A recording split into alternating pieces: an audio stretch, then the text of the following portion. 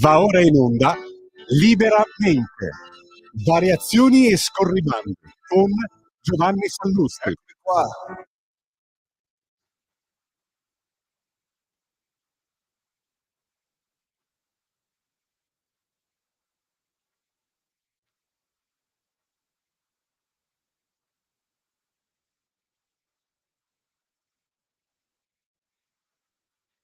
Buonasera a tutti, bentornati a Liberamente, variazioni e scorribande qui su Radio Libertà.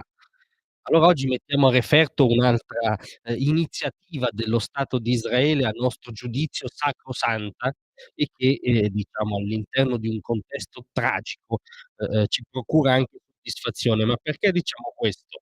Perché il ministro degli esteri israeliano, Israel Katz, ha comunicato ufficialmente che il segretario generale delle Nazioni Unite, Antonio Guterres, è stato dichiarato persona non grata nello Stato ebraico, non potrà quindi fare ingresso nello Stato ebraico finché rimarrà questa dicitura. Ha aggiunto anche le motivazioni il ministro israeliano per cui si è arrivati a questa iniziativa drastica nel linguaggio diplomatico.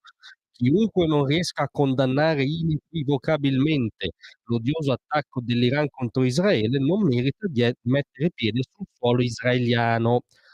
A cosa ci si riferisce? Ci si riferisce alla pelosa, furbetta, omissiva dichiarazione di Guterres dopo l'attacco inedito per quantità e penetrazione di missili che c'è stato appunto da parte degli ayatollah iraniani contro Israele.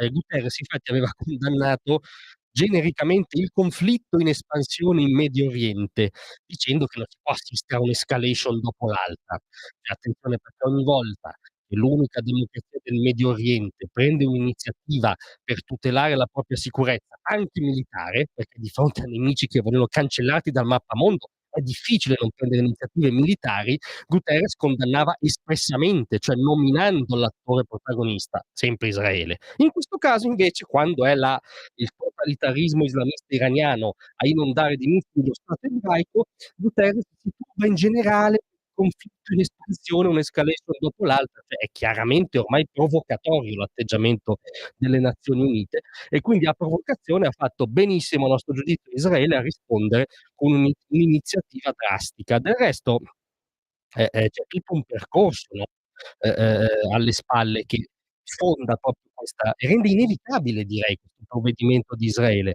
Io ricordo a tutti che all'indomani del 7 ottobre Guterres ebbe, diciamolo eufemisticamente, il coraggio intellettuale di dire che, gli atti di Hamas non venivano dal nulla.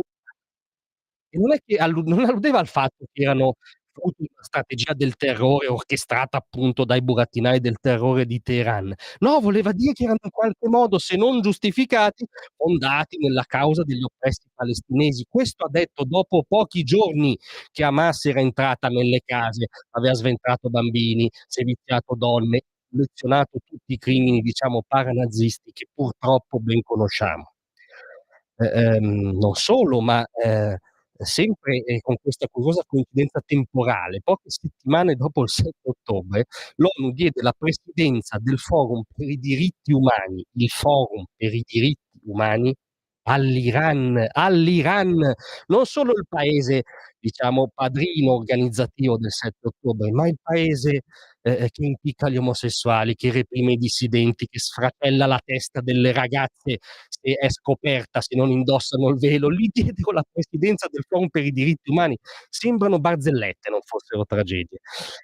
Non solo, ma l'ONU nella sua storia, compreso durante il mandato Guterres, ha emesso più mozioni di condanna contro lo Stato ebraico, unica democrazia in quell'area di mondo, diciamo grande grosso modo quanto la Lombardia, più mozioni contro Israele rispetto alle mozioni emesse contro tutte le dittature sommate, cioè se voi sommate il benedetto Iran, no, che presiede il Forum per i diritti umani, la Corea del Nord, la Siria, la Cina, tutte le dittature africane, insomma tutte le dittature del pianeta hanno collezionato meno mozioni di condanna del solo Israele. Cioè capite che definirlo strabismo è a appunto anch'esso eufemistico. E poi c'è il caso anche dell'UNRWA, no, cioè dell'organizzazione scusate, Agenzia ONU per i profughi palestinesi, correttamente, che, come dire, si è manifestata collaterale alle iniziative di Hamas. Innanzitutto non riconosce Hamas come gruppo terroristico, e è stata spesso, come dire, coinvolta in iniziative, seminari dove si inneggiava ad Hamas. Addirittura secondo le cronache alcuni dipendenti dell'UNRWA, quindi un'agenzia ONU, erano il 7 ottobre insieme ai miliziani, in verità terroristi di Hamas. Capite che se voi mettete insieme tutto questo, Israele è stato fin troppo paziente. Ancora una volta viva Israele, che dice al segretario di un'organizzazione così strabica, così doppiopesista, di questa palude antisemita, l'ha definita Netanyahu, ed è difficile contestarlo, e insomma ha preso atto della realtà. Grazie a tutti, a domattina.